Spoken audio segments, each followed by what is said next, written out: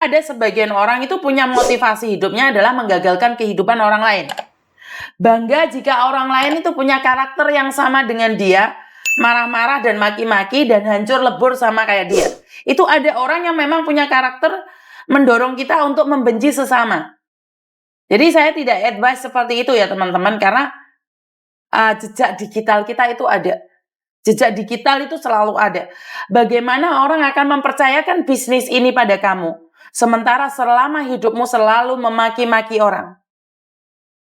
Bagaimana orang akan mempercayakan sebuah kepercayaan yang begitu besar saat kamu suka nantang orang?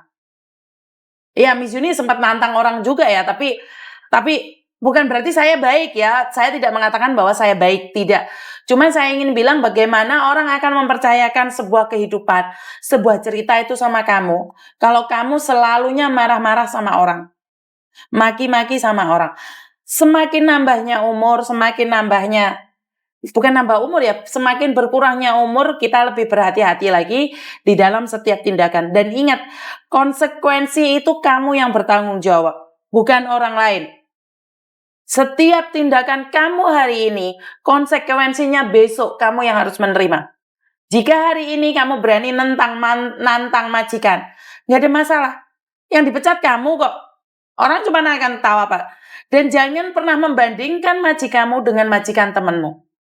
Saat kamu merasa kurang bahagia, maka kamu sendiri yang akan sengsara. Di sini ada beberapa orang yang merasa bahwa bisa menghancurkan kehidupan orang lain itu adalah suatu kebanggaan. Contohnya, adik dan kakak. Adik dan kakak selama ini punya rumah tangga masing-masing sangat bahagia. Tiba-tiba datang ke rumahnya adiknya. Adiknya barusan melahirkan. Dan dia nanya sama adiknya, kamu lahiran dikasih apa sama suamimu? Oh enggak kak, cuman dikasih ini aja, dibelikan kalung. Kamu cuman dibelikan kalung, tahu nggak? Waktu aku lahiran, aku tuh dibelikin rumah. Adiknya yang kemarin damai sejahtera, tidak pernah bertengkar sama suaminya. Setelah kakaknya pulang, dia gerundel sama istrinya. Sama suaminya. Masa kakak lo habis melahirkan anak pertama dibelikan rumah, aku habis melahirkan masa dibeliin kalung. Lihatlah betapa kejamnya sebuah kata-kata. Dari seorang kakak yang mencoba mempamerkan uangnya, keberhasilannya pada adiknya. Adik rumah tangga yang begitu bahagia menjadi hancur karena gara kakak. Bisa-bisa di ujung perceraian. Ini sebuah rumah tangga. Begitu juga dengan pekerjaan. Oke, tiba-tiba ada seorang mbak-mbak duduk di Victoria Park. Mbak Yuni sama Mbak Siti ngobrol.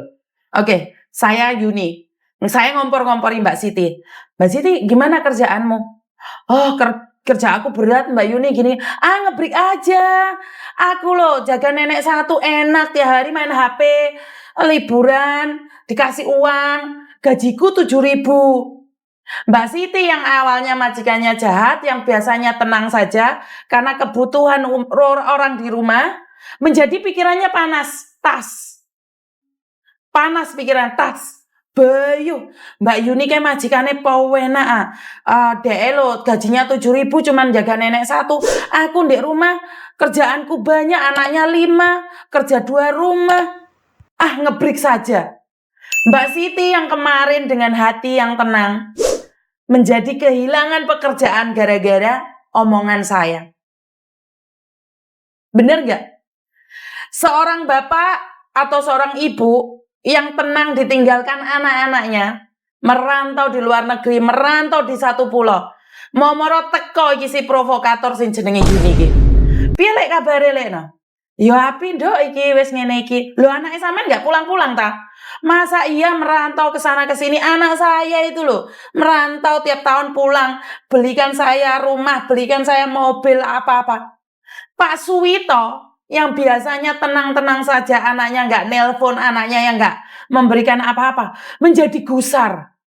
Pikirannya nggak tenang. Iyo anakku ki kok gak tahu ngirim duit ke aku. Kenapa? Akhirnya Pak Suwito telepon anaknya, maki-maki anaknya. Lah iya loh, kowe iki merantau sudah lama kok nggak pernah kirim uang. Kamu itu nggak punya perasaan. Akhirnya putuslah sebuah hubungan anak dan orang tua.